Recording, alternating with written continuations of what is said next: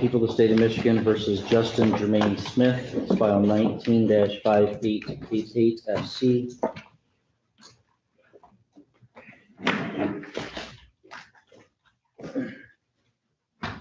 We have Mr. Jermaine Smith present with us in the courtroom, along with his attorney, Mr. Gilbert, and the prosecuting attorney, Ms. Goodrich. Department of Corrections Agent Dudek is appearing on Zoom video, and we are providing public access online. And Ms. Goodrich, I do see NMCAC in the waiting room. I believe that would be a witness for we continued this for an evidentiary hearing on a guideline score. And I was advised by counsel before coming on the record that objection is going to be withdrawn. Is that correct? It is, Your Honor. I talked with my client. And we wish to withdraw the objection. It should be noted that my addition abilities and maybe my former life as a CPA did not pay off last week. I added incorrectly.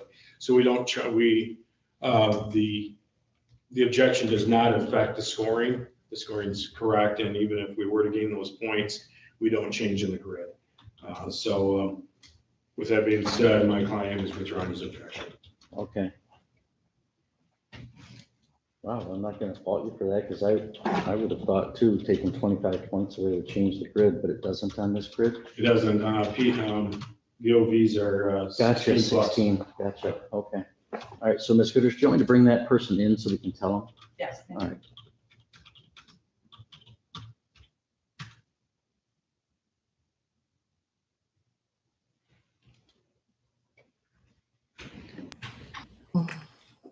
Good afternoon. I apologize for the delay. And can you hear me? Yes. Okay. And I was just informed by the attorneys that the matter that was requiring your testimony no longer requires your testimony. Okay. All right. So I'm sorry. I'm not sure that, well, I'll apologize for the delay, but not for telling you not to testify, because you probably don't feel too badly about that. Okay, No, but not a thank problem you, at all. and, okay, you have a good day. All right. Thank you. All right, so we're here for sentencing then. Let's go ahead and start afresh then. Mr. Jermaine Smith, we're here for sentencing on a charge of criminal sexual conduct in the 4th degree. That is a high court misdemeanor, punishable by up to 2 years in the state prison.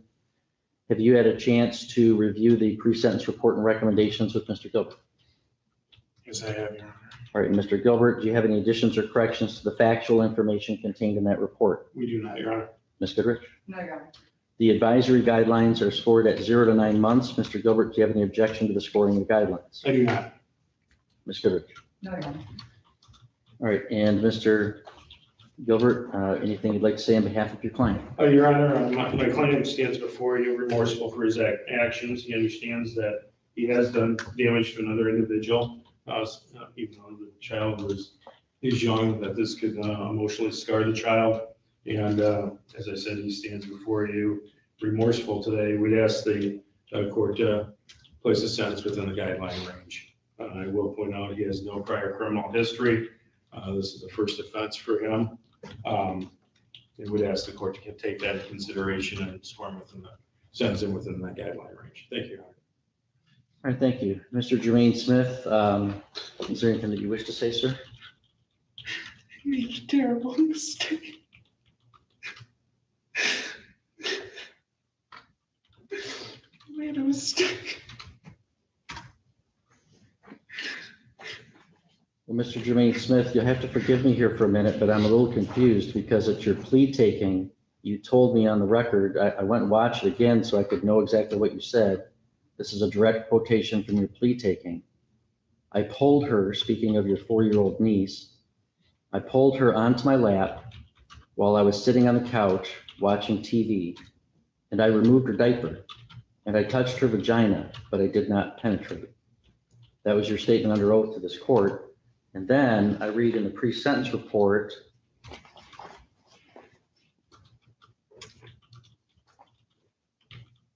that you hate that you had to say you did something when you don't really know if you did or not. You don't remember doing anything, maybe, but you just don't know for sure. You just took the plea since 2 years is better than 25, especially since you don't know if you really did it or not. And then today you give me some tears and say you made a mistake. Because I'm pretty sure I did do it, Your Honor, even though I don't remember it from my concussions, from my time in school, from all the sports I get times I just don't remember. And it's entirely possible that this happened in one of them. And if it did, Well, which is it? Did you plead guilty because you are guilty? I believe I am. I believe I did it, but I don't know 100% for sure. I believe I did. Why did you give me such a detailed statement at your plea taking? I just said what the police report said. I mean, that sounds like somebody that's remembering some details. You talked about where you were seated, what you were doing, what you were watching. That doesn't sound like somebody who doesn't remember, Mr. Jermaine Smith. I just said what the police report said because I knew that would be accepted, but I honestly do not remember doing anything. And if I did do something, I do deserve to sit those 2 years, but I don't remember doing anything. Well, so what am I to do with this? I mean, you're telling me today you don't remember doing anything. You think maybe you did it. I mean, do you want to have your trial? No, It's not my practice to take pleas from people who can't tell me that they did it. I mean, I'll take the deal. I'll say I did it. I believe I did it. I'm sure I did it. She wouldn't just be saying this if I didn't. So now you're telling me you're sure you did it. I'm sure I did it. I 100% believe I did it, even though I don't remember it. She wouldn't just be saying this. I know her. She wouldn't have just said this if nothing happened. You're not going to jail today. You're going to go to prison today. I know. All right, Ms. Goodrich, anything from the people? Yes, Your Honor, the victim's mother, Andrea Martin, wishes to speak. Okay, Ms. Martin, you go ahead and sit down, Mr. Jermaine Smith. Ms. Martin, you want to come up to the podium?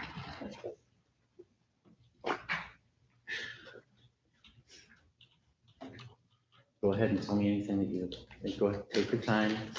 Okay.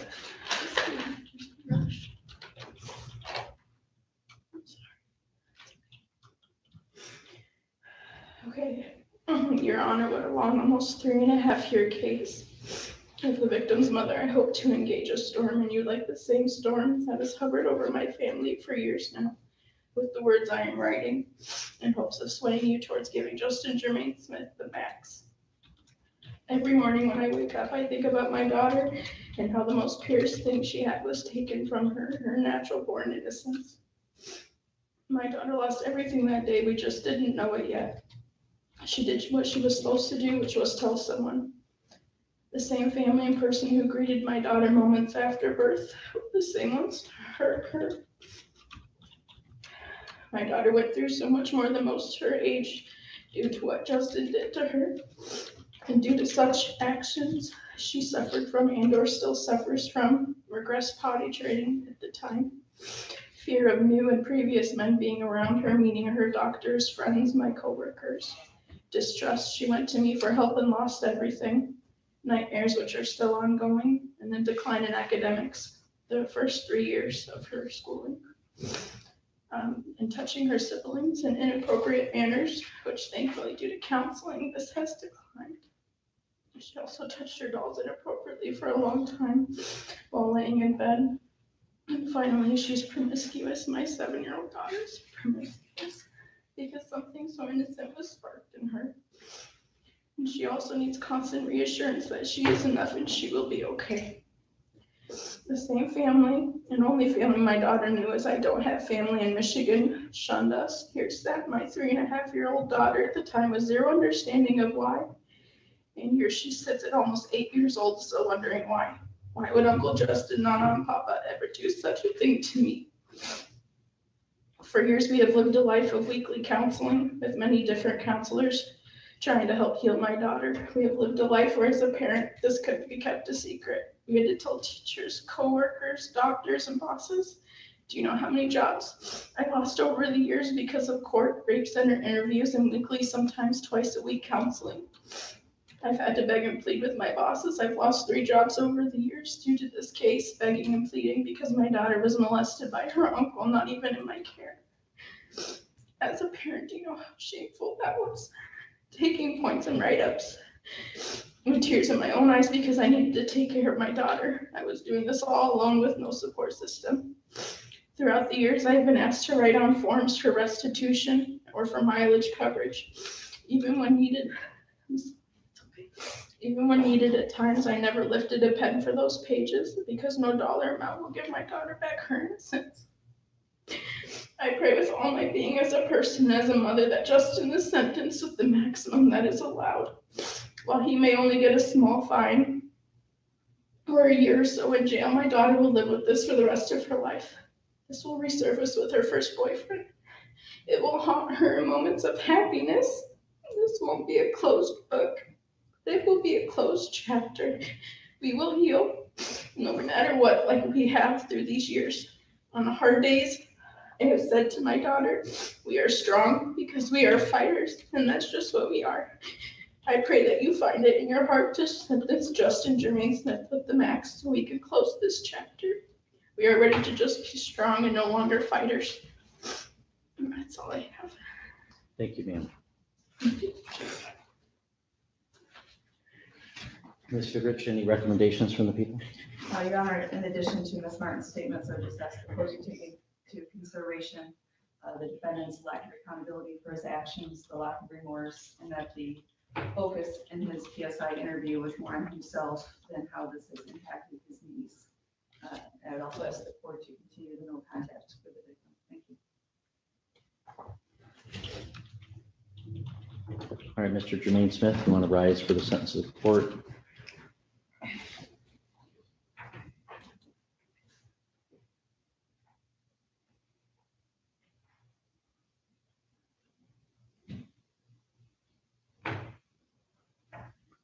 Guess I just want to confirm for this record then, Ms. Goodrich, do you believe there's a sufficient factual basis to support this plea?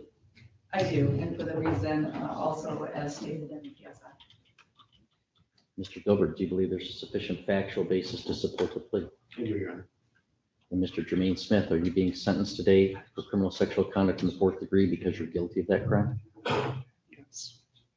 I believe I am, yes. All right. Well, Mr. Jermaine Smith, that crime carries with it a maximum penalty of 2 years in prison. This court doesn't choose the charges. It doesn't choose the plea bargain. It's no surprise to defense counsel and the prosecutor that I think it's a terrible outcome.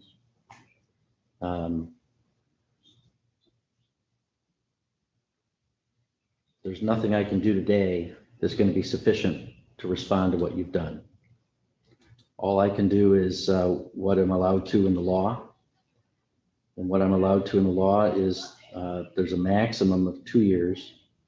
And we have indeterminate sentencing in Michigan, so I have to determine what the minimum sentence is. The advisory guidelines range is 0 to 9 months. That guidelines range does not take into account the gravity of this situation. You removed another human being's diaper to sexually assault that human being. You did engage in sexual penetration with that child, which would require a mandatory minimum in prison of 25 years. That's what you deserve today.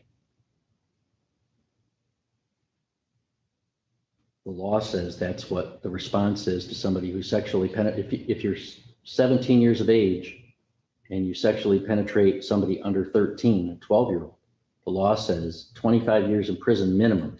That's what the law requires. You sexually penetrated a 4-year-old who was your niece, and I can give you only a fraction of that, and it's a crying shame today.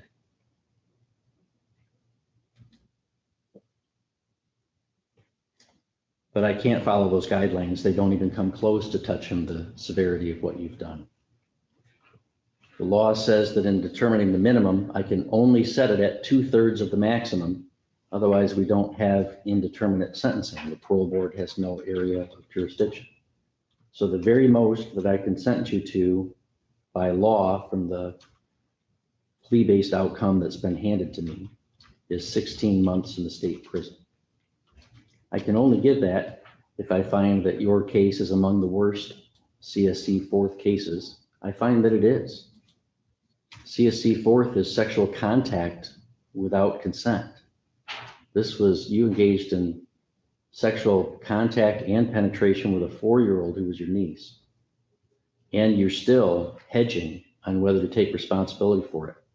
You tell me under oath what you did in detail. Then when you're in front of the pre-sentence investigator, you try to hedge your bets and say you're not sure you did it. Then you come here today and give me crocodile tears and for sympathy or something, I don't know. And then you're telling me, yeah, you're sure you did it. I'm sure you did it. But you have taken no responsibility for it, no real responsibility for it. You have no real remorse for it. You've never shown any in this case, not even today. Nobody's fooled by those tears, Mr. Jermaine Smith. So I do believe you are among the very worst of criminal sexual conduct fourth-degree offenders that I have ever encountered in my 20 years of practice. So I will do the maximum that the law allows me to do. So I will commit you to the Michigan Department of Corrections for a term of not less than 16 months, nor more than 24 months. You'll have credit for, let's see, it's 52 days plus from last Tuesday to now is what, another 7 days, Agent Duday? That's correct, Your Honor. All right, so you have credit for 59 days previously served. There's mandatory state costs of $68, crime victims assessment of $130, DNA fee of $60, court costs of $350. And just so that I can do every last drop of what I can do, I am going to assess a fine. The maximum fine is $500. I'm going to assess that fine. This is a departure from the guidelines, and I have explained both the basis for the departure and the extent thereof. So that's the sentence of the court. And Mr. Jermaine Smith, you are able, if you wish, to file an application for leave to appeal to the Michigan Court of Appeals to challenge your conviction or my sentence. If you can't afford an attorney, we would appoint one for you at public expense, but you would have to make that request within 42 days of today's date. Or if you knew that's what you wanted to do, we'd give you a chance to fill it out even here in the courtroom. One copy of those appeal rights is for you to fill out or for you to initial so that we know that you have it. And the other one is for you to fill out if you wish to appeal. Do you have any questions about that, sir? All right.